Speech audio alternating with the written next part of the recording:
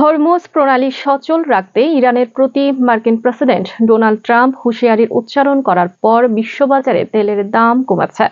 Trump social মিডিয়ায় বলেছেন, Iran যদি হরমুজ প্রণালী বন্ধ করার মতো কিছু করে তাহলে তাদের ওপর এখন পর্যন্ত যা করা হয়েছে তার চেয়ে 20 গুণ বেশি কঠোরভাবে আঘাত হানবে যুক্তরাষ্ট্র।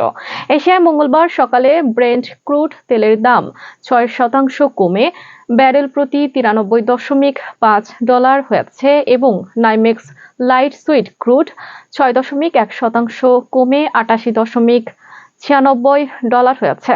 এর আগে সোমবার তেলের দাম ব্যারেল প্রতি প্রায় $120 পর্যন্ত উঠেছিল।